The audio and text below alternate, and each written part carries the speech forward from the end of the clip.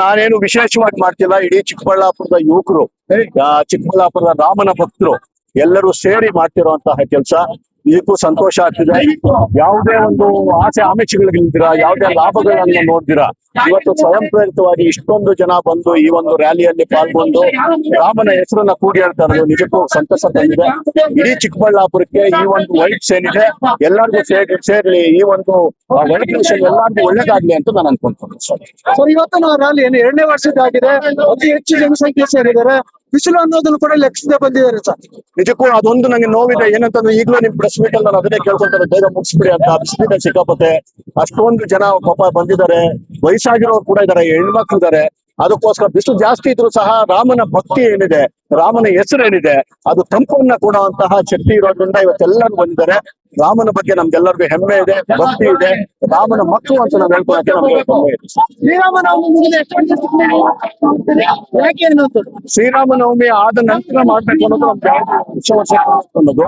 ಆದ್ರೆ ಏನಾಗಿದೆ ಈಗ ಬೇರೆ ಬೇರೆ ಕಾರಣಗಳಿಗೆ ಯುವಕರನ್ನೆಲ್ಲ ಕುತ್ಕೊಂಡು ಮಾತಾಡುವಾಗ ಯಾವ್ದಾದ್ರು ಒಂದು ಭಾನುವಾರನೇ ಮಾಡ್ಬೇಕು, ಯಾಕಂದ್ರೆ ಎಲ್ಲರೂ ಕೆಲ್ಸಗಳಿಗೆ ಹೋಗುವಂತ ಹುಡುಗರು ಈ ರೀತಿ ಆಗಿರೋದ್ರಿಂದ ಈ ಒಂದು ಡೇಟ್ ಅನ್ನ ಎಲ್ಲರನ್ನು ಕೇಳಿ ಯಾಕೆ ಯಾವ್ದೇ ಕಾರ್ಯಕ್ರಮ ಮಾಡಿದ್ರು ಭಾನುವಾರನೇ ಮಾಡ್ತೀರಿ? ಜನಗಳಿಗೆ ತೊಂದರೆ ಆಗ್ಬಾರ್ದು, ಮಾಡ್ತೀವಂತ ಯಾವ್ದು ತೊಂದರೆ ಮಾಡ್ಕೊಂಡು ಬರ್ಬಾರ್ದು ಅನ್ನೋದು ತೊಂದರೆ ಕೊಟ್ಟಿಲ್ಲ. ಇಡೀ ಜಿಲ್ಲಾಡಳಿತ ನಮ್ಗೆ ಸಹಾಯ ಮಾಡಿದೆ. ಏನೇನು ಅವ್ರು ಆದಷ್ಟು ಹೆಲ್ಮೆಟ್ಗಳನ್ನ ಹಾಕೊಂಡಿದ್ದಾರೆ. ಇದಕ್ಕೂ ಜಿಲ್ಲಾಡಳಿತಕ್ಕೆ ನಾನು ಧನ್ಯವಾದ ಅನ್ಸಕ್ಕೆ ಇಷ್ಟಪಡ್ತೇನೆ. ಈಗ ಹೋಗಿ ಈಗ ಮತ್ತೆ ಅಲ್ಲಿ ಗಂಗನಗುಡಿ ರೋಡ್ ಹೋಗುವಂತ ಕೆಲಸ ಮಾಡ್ತೀವಿ. ಅರ್ಧ ಗಂಟೆಯಲ್ಲಿ ರ್ಯಾಲಿ ಮುಗಿಯುತ್ತೆ.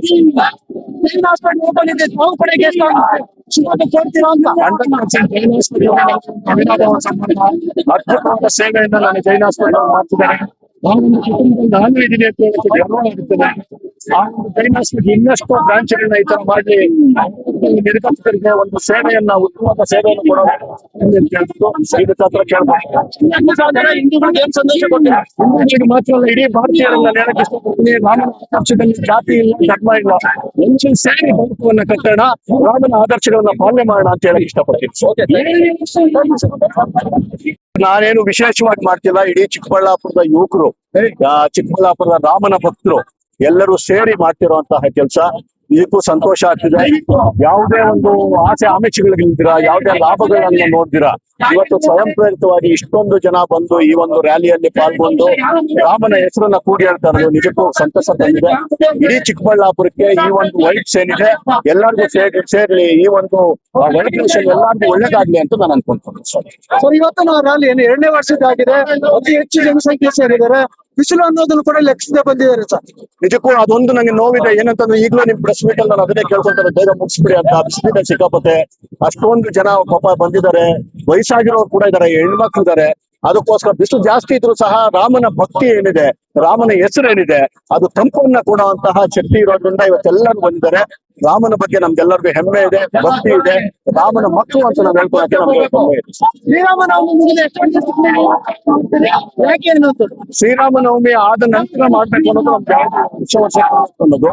ಆದ್ರೆ ಏನಾಗಿದೆ ಈಗ ಬೇರೆ ಬೇರೆ ಕಾರಣಗಳಿಗೆ ಯುವಕರನ್ನೆಲ್ಲ ಕುತ್ಕೊಂಡು ಮಾತಾಡುವಾಗ ಯಾವ್ದಾದ್ರು ಒಂದು ಭಾನುವಾರನೇ ಮಾಡ್ಬೇಕು, ಯಾಕಂದ್ರೆ ಎಲ್ಲರೂ ಕೆಲ್ಸಗಳಿಗೆ ಹೋಗುವಂತ ಹುಡುಗರು ಈ ರೀತಿ ಆಗಿರೋದ್ರಿಂದ ಈ ಒಂದು ಡೇಟ್ ಅನ್ನ ಎಲ್ಲರನ್ನು ಕೇಳಿ ಯಾಕೆ ಯಾವ್ದೇ ಕಾರ್ಯಕ್ರಮ ಮಾಡಿದ್ರು ಭಾನುವಾರನೇ ಮಾಡ್ತೀರಿ?